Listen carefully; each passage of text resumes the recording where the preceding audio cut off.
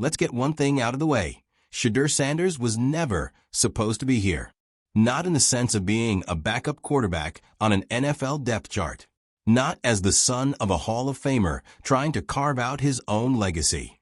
And definitely not as a 22-year-old rookie quarterback already taking the sports media establishment to school, one press conference at a time. If you're into the real story and all the messy twists they don't show on highlight reels, go ahead and subscribe. And if you're sticking around to see how this Browns QB chaos plays out, you should definitely be subscribed. But here he is. And now, after Browns owner Jimmy Haslam's unprovoked, eyebrow-raising comment, the one where he said Sheduer wasn't my pick, the chessboard has been flipped, the gloves are off, and Sheduer's handling the pressure like someone twice his age with twice the media training. Because what could have been a media firestorm aimed straight at his ego has become something else entirely. A case study in how to dismantle an agenda without ever raising your voice. Let's rewind. Jimmy Haslam, the man whose quarterback resume reads like a blooper reel, decided this was the moment to distance himself from Sheduer Sanders. Out of nowhere, with no provocation, he tells a room full of reporters that his fifth-round quarterback, the one electrifying the preseason, isn't his guy. No clarification, no nuance, just a pointed, calculated jab. And in that instant, the media pounced. They could smell blood. They swarmed Sheduer at the next press conference. The microphones came in hotter. The questions had that passive-aggressive tone, the kind that starts with a smile and ends with a trap. They wanted emotion, a headline, a slip-up they could tweet in 30 seconds or less. They didn't get it, because Sheduer didn't flinch. No eye rolls, no defensiveness, just that same slow, thoughtful delivery he always has when he's about to hit you with a truth bomb that you absolutely weren't ready for. I don't make picks. I play football, he said calmly. My job is to show I belong on this team in this league. The rest? Y'all can sort it out. Boom. A one-line response, and the entire mood shifted. The questioners fumbled for a follow-up. Some tried again, pressing him about locker room trust or ownership dynamics. Sheduer stayed composed, even playful. I got nothing but love for the guys I suit up with, he said. We don't play for egos. We play for wins. It was more than damage control. It was narrative control. And it's exactly why Sheduer is becoming one of the most compelling rookies, not just for his arm, but for his mind. Because the NFL isn't just about throwing the ball anymore. It's about controlling the room, controlling the camera, controlling the conversation. And Sheduer? He's already mastered all three. This wasn't the first time the media's tried to box him in.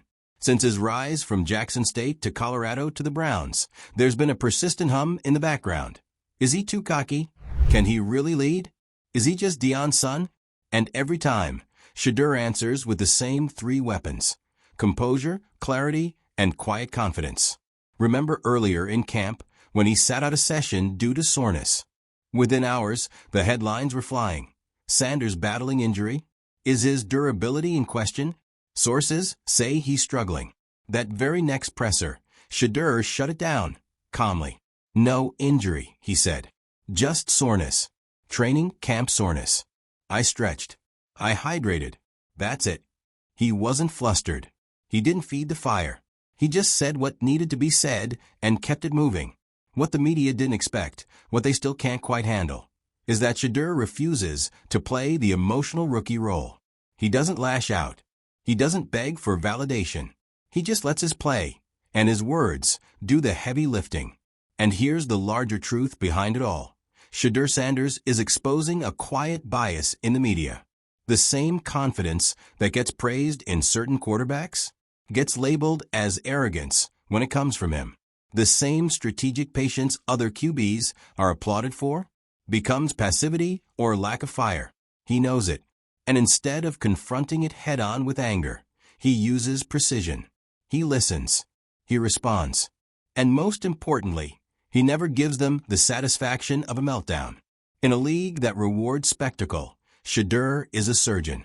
And every question he fields becomes another opportunity to assert who he is, on his own terms.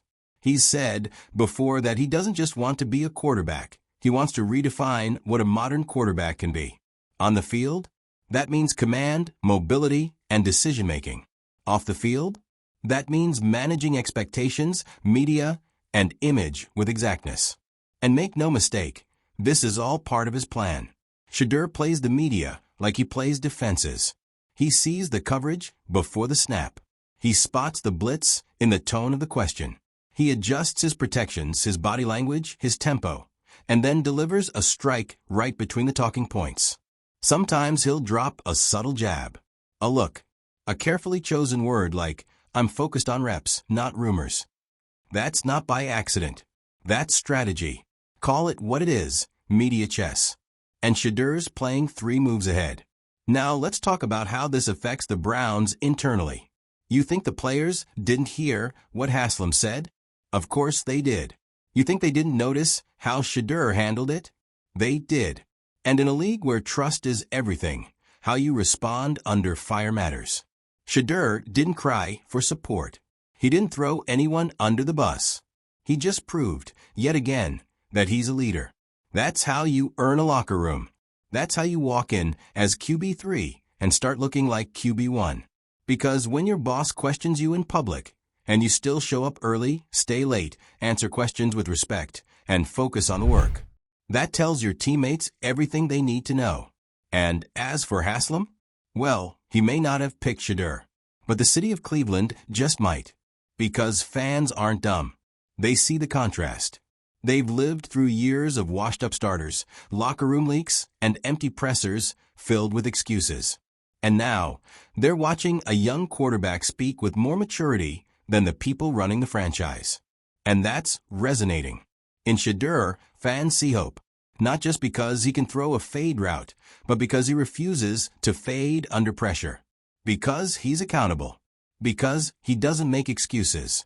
Because when the noise gets loud, he gets quieter, sharper, stronger. In other words, he's the anti-Browns QB the Browns have needed. The one who doesn't fold. The one who doesn't care about how it's always been done. The one who, when told he wasn't the pick, simply became the answer anyway. So what now? Sheduer will keep stacking reps, keep owning the pocket, keep defusing every loaded question with elegance and authority. And the pressure? It'll keep rising. Because the deeper truth behind this story is simple. Every time Sheduer speaks, he gets closer to being undeniable. And one day soon, when the offense sputters, when the fans chant, when the headlines flip from doubt to demand, the Browns will have to make a choice. Stick with the old model, or embrace the new one, sitting right in front of them, ready, willing, unbothered. Sheduer Sanders isn't just proving he belongs in the league.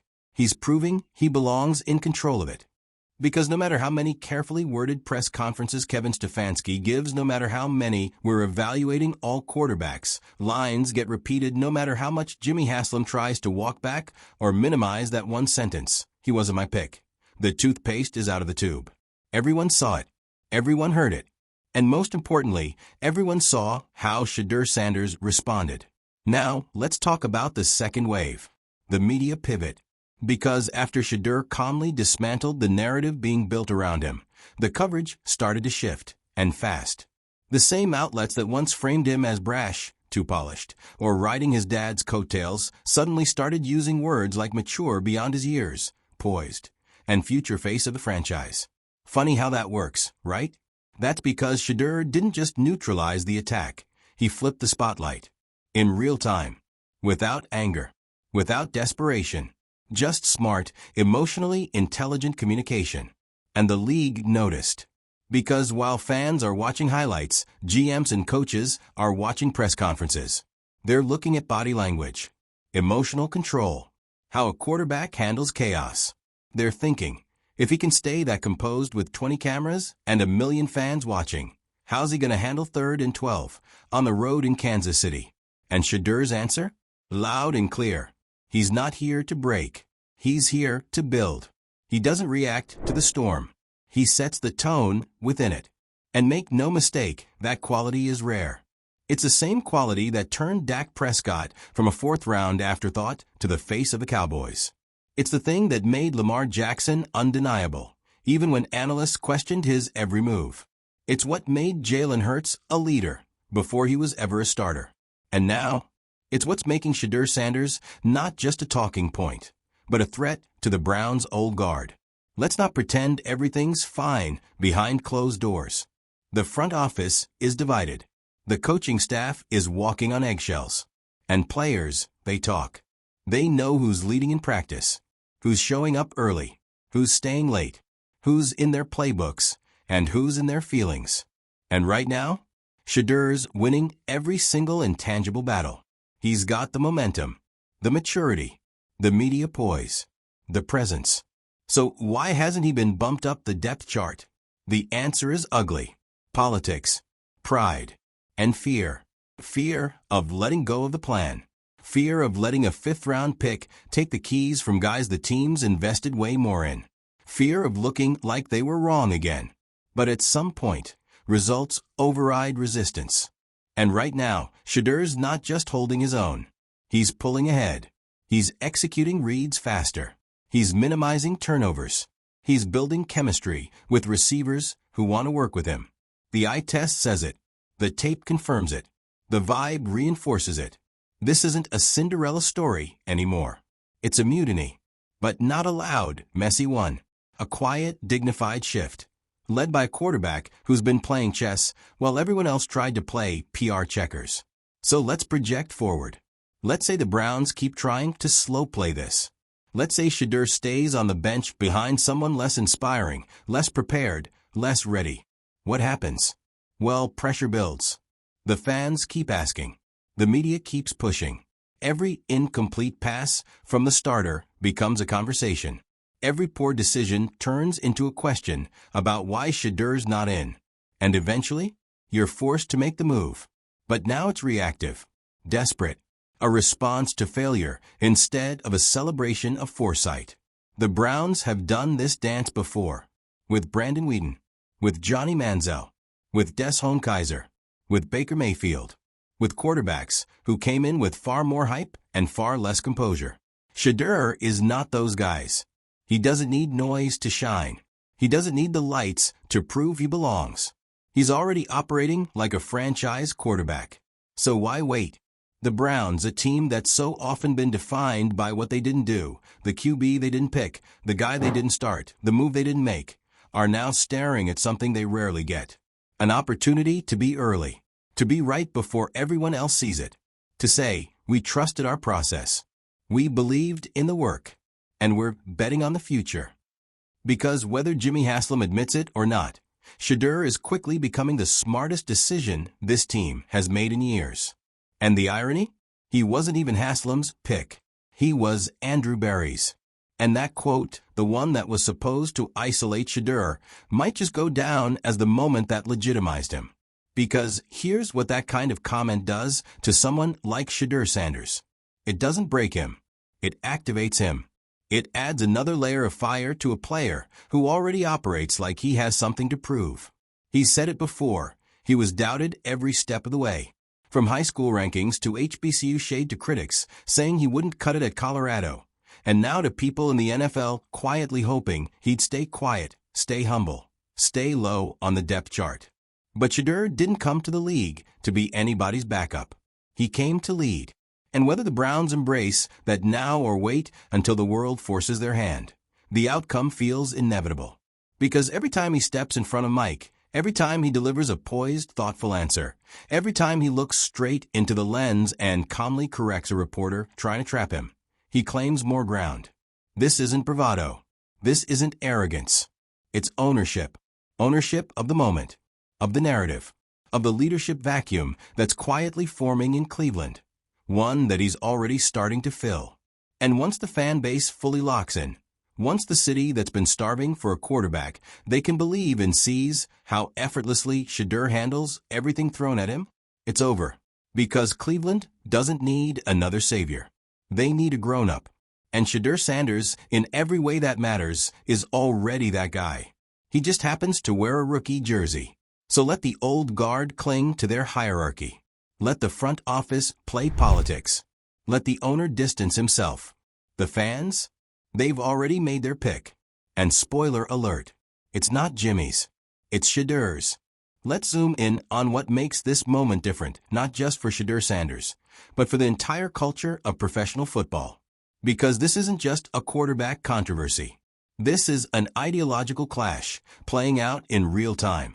On one side, the old-school NFL establishment, where hierarchy matters more than performance, where humility is measured by how quietly you wait your turn, and where owners like Jimmy Haslam can drop dismissive lines like, "He wasn't my pick," and expect everyone to fall in line. On the other side, the new generation. Athletes who understand branding, media control, and the power of image just as well as they understand a playbook. Athletes like Sheduer Sanders. He's not breaking rules. He's breaking expectations. Because when Haslam tried to reassert control over the narrative, Sheduer didn't react with outrage. He didn't retreat. He simply adjusted the route mid-play and turned it into a 40-yard gain. Let's be honest, the Sheduer of 5 years ago might have taken that shot from the owner personally. But today, he understands it for what it is, an outdated power move. A desperate attempt to maintain control in a league that's already shifting beneath their feet. And the scariest part for people like Haslam? It's working. Sheduer is proof that you don't need to be the loudest voice in the room to control the room. That you can lead without begging for leadership. That you can be unbothered without being passive, calm without being disengaged. At 22 years old, he's already mastered the art of selective silence, knowing when to speak and when to let your preparation speak louder. So while the media spins its cycles, while owners try to reinforce their gatekeeping instincts, and while other rookies scramble to find their footing, Sheduer just keeps rising. Let's not forget, this is a 5th-round pick we're talking about. A player most teams assumed would be a project. Someone they could bury behind a veteran until further notice. Someone who'd need development time. But that's the thing. Sheduer didn't need time to learn how to be a leader. He'd been doing that before he ever put on a Browns jersey. You think being Deion Sanders' son came without pressure? Without people assuming he was just a name? You think he hasn't been navigating skeptical rooms since high school? You think Jackson State and Colorado didn't come with scrutiny, microscope-level attention, and nonstop criticism? That was the training ground. The NFL? That's just the next step. And now, that cool, calculated, pressure-tested quarterback is becoming a case study in how to survive the fire without ever sweating. There's something quietly revolutionary about that. Because for years, black quarterbacks were only accepted under very specific conditions. They had to be perfect, grateful, non-threatening, silent. Anything outside the mold? Arrogant, problematic, too flashy. But now, Sheduer's changing that conversation. He's not asking for permission to lead. He's not waiting for anyone to anoint him.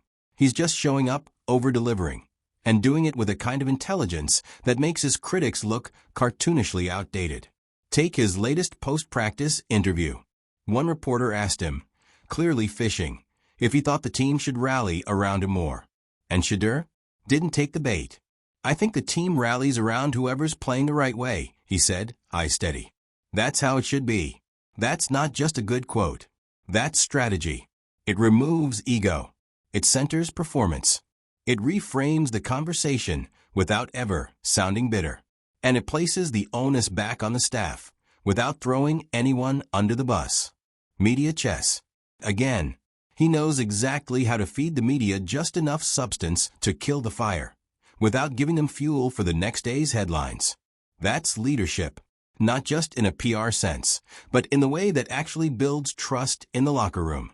Because every teammate watching these interviews, every guy who's been in the huddle with him, they're not just watching to see how Sheduer throws. They're watching how he handles adversity. And let's be clear, what Jimmy Haslam did wasn't just a comment. It was a test. A test to see if Sheduer would react emotionally, if he'd flinch, if he'd fold. If he'd go on Instagram and rant or drop a passive-aggressive quote or leak something through an agent. But Sheduer passed that test so cleanly it's embarrassing. Not only did he not overreact, he somehow managed to gain even more support from fans, media, and teammates alike. Because in an age where everyone's quick to pop off, restraint is power. And Sheduer wields that power like a veteran.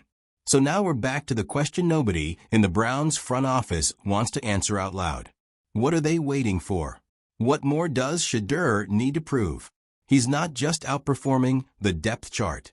He's winning the intangible battles. The maturity, the tone setting, the optics, the locker room energy. And the longer they wait, the more obvious it becomes that they're not delaying out of caution. They're delaying out of politics. Because if they elevate Sheduer now, they have to admit that their development plan was nonsense. That their hierarchy was flawed. That maybe, just maybe, they overlooked what was right in front of them. And let's be real.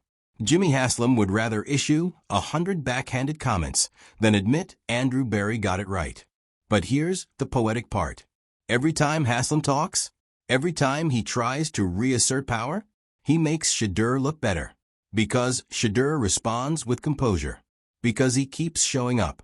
Because he keeps doing the work, answering the questions, handling the noise with maturity, and leading without being crowned. He's not asking for the job. He's becoming undeniable for it. And when the time comes, and it will, for the Browns to name a new QB1, it won't feel like a bold move. It'll feel like catching up to reality. Because while the owner's posture and the coaching staff stalls, Sheduer's already winning over the one group that really decides who runs a team, the players. And in the NFL, when the locker room believes in you, when the media starts circling, and when the fans are chanting your name, there's only one thing the front office can do. Stop pretending and start following the leader. Because Sheduer Sanders isn't waiting anymore. He's not auditioning. He's not apologizing. He's arriving. And this time, whether Jimmy Haslam likes it or not, he is the pick.